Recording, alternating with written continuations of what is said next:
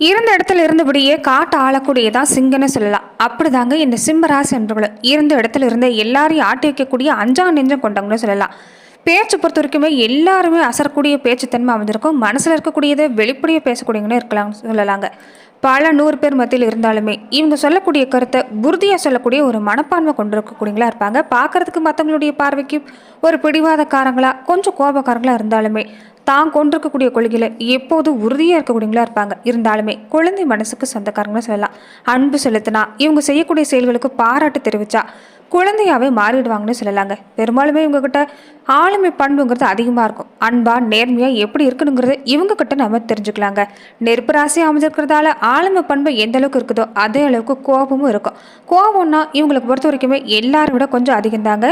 கோபம் இருக்கிற இடத்துல தான் குணம் இருக்குன்னு சொல்லுவாங்க. அந்த மாதிரி தான் இந்த ராசிக்காரங்க அமைஞ்சிருப்பாங்கன்னு சொல்லலாம். வாழ்க்கையில முன்னோடியே திகழக்கூடியவங்களும் இந்த ராசிக்காரங்க தான். எந்த இடங்களையும் கம்பீரமான தோரணையோட வள வரக்கூடியவங்க தான் இந்த ராசிக்காரங்கன்னு சொல்லலாம்.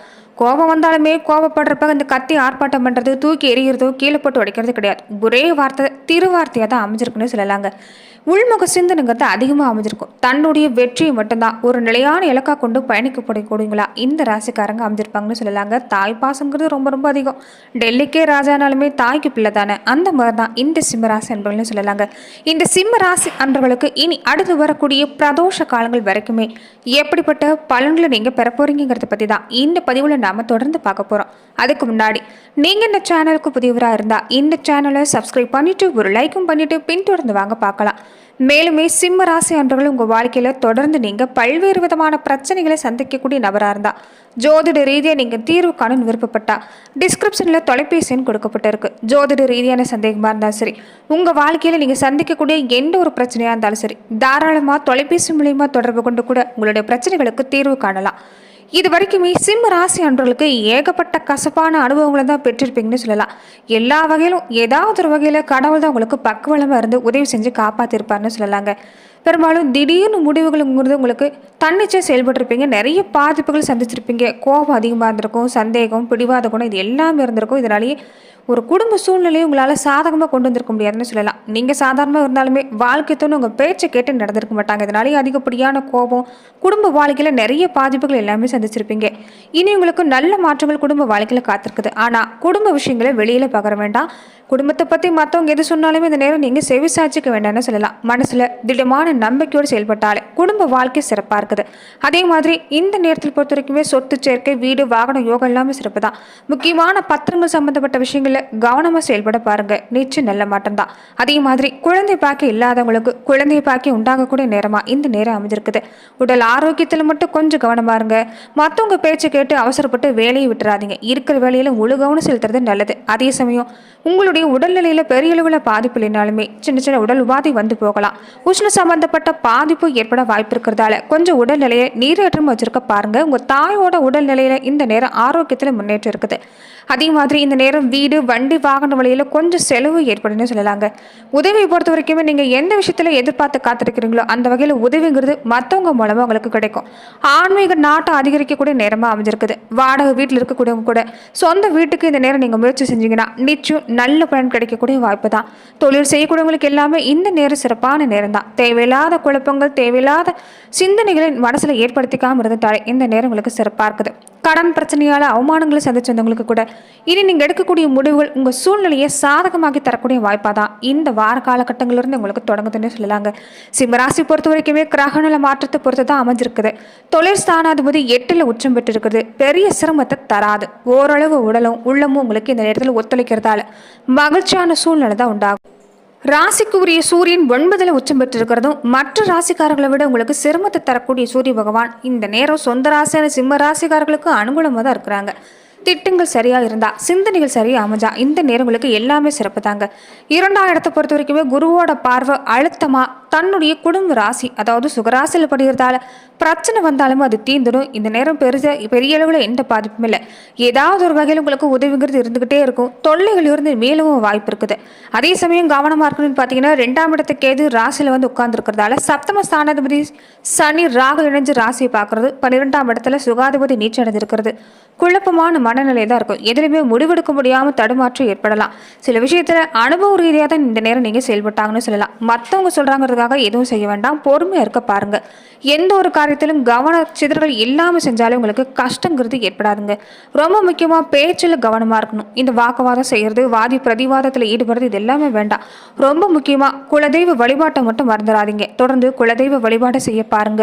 தூங்கி எழுந்ததுமே சூரிய நமஸ்காரத்தை பக்தியோடு செஞ்சுட்டு வந்தாலே இந்த காலகட்டம் சிம்மராசி அன்பர்களுக்கு நல்ல பலனை ஏற்படுத்தி தரக்கூடிய நேரமாக அமைஞ்சிருக்குது. அதே மாதிரி பிரதோஷ நாட்களில் சிவ வழிபாட்டையும் தொடர்ந்து செஞ்சுட்டு வர பாருங்க. நிச்சயம் நல்ல மாட்டம் தான்.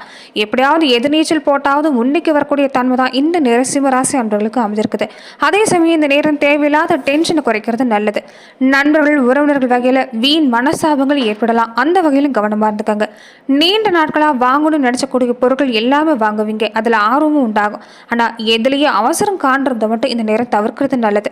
தொழில் வியாபாரத்தை பொறுத்த வரைக்குமே கொஞ்சம் குழப்பங்கள் நீங்க கூட நேரம் ஆக்கப்பூர்வமாக யோசிப்பீங்க. அடுத்து என்ன தேவையோ அதை நோக்கி பயணப்பட போறீங்க. வேலையிலுமே நீங்க திட்டமிடக்கூடிய காரியங்கள் எல்லாமே சிறப்பான வெற்றியை ஏற்படுத்தி தரும்.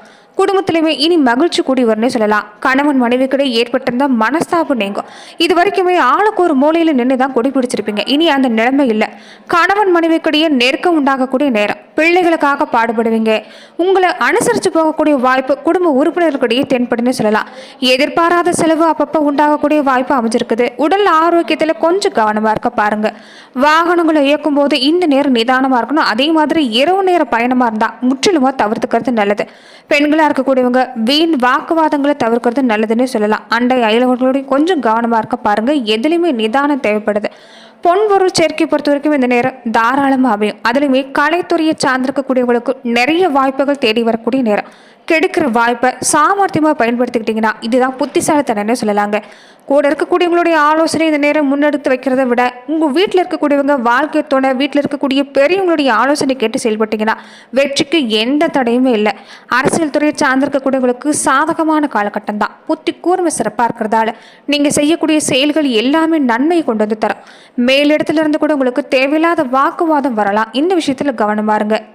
பேச்சுவார்த்தையிலும் கொஞ்சம் கவனமாக இருங்க. மனசு இருக்கக்கூடிய திட்டங்களை வெளிப்படுத்தியே சொல்ல வேண்டாம்.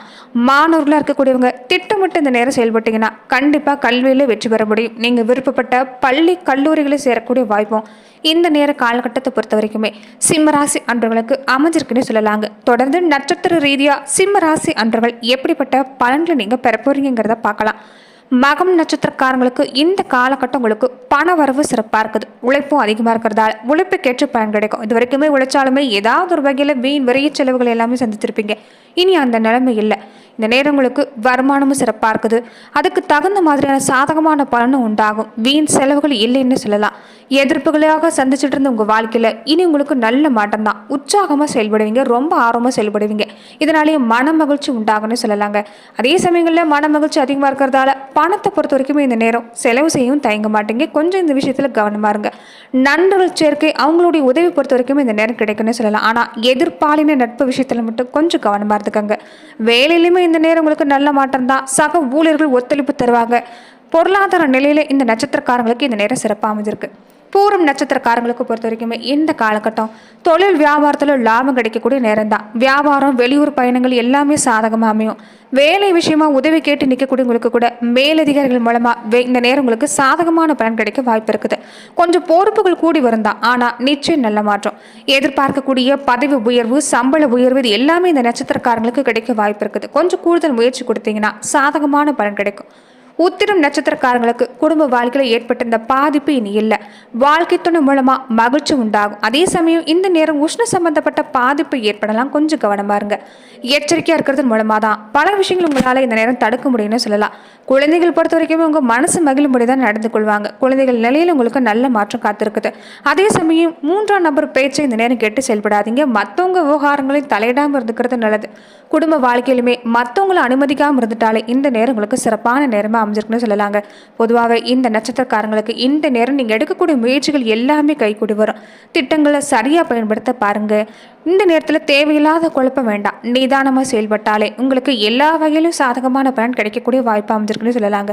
மறக்காமல் நீங்கள் தொடர்ந்து உங்கள் குலதெய்வ வழிபாட்டையும் சிவபெருமான் வழிபாட்டையும் தொடர்ந்து செஞ்சுட்டு இருந்தீங்கன்னா நிச்சயம் நல்ல மாற்றம் உண்டாகும். அதே மாதிரி உங்கள் குலதெய்வம் என்னங்கிறதையும் கமெண்ட் பாக்ஸில் மறக்காமல் பதிவிடுங்க. மாலை நேரங்களில் மகாலட்சுமி தாயார் படத்துக்கு நீங்கள் தொடர்ந்து தீப ஏற்றி வழிபாடு செஞ்சுட்டு வரதும் பொருளாதார நிலையை உயர்த்தக்கூடிய வாய்ப்பாக இந்த நேரத்தில் உங்களுக்கு அமைன்னு சொல்லலாம். நன்றி நண்பர்களே. இந்த பதிவில் சிம்ம ராசி அன்பர்களுக்கு அடுத்து வரக்கூடிய பிரதோஷ காலங்கள் வரைக்குமே எப்படிப்பட்ட பலன்களை நீங்கள் பெறுவீங்கிறத நம்ம பார்த்தோம். மேலுமே இந்த மாதிரியான பதிவுக்கு நீங்கள் இந்த சேனலை லைக் பண்ணுங்க, ஷேர் பண்ணுங்க, கமெண்ட் பண்ணுங்க, மறக்காம சப்ஸ்கிரைபும் பண்ணிடுங்க. மேலுமே இந்த வீடியோ பதிவை எந்த மாவட்டத்திலிருந்து நீங்கள் பார்க்குறீங்கிறத கமெண்ட் பாக்ஸில் மறக்காம பதிவிடுங்க. நன்றி நண்பர்களே.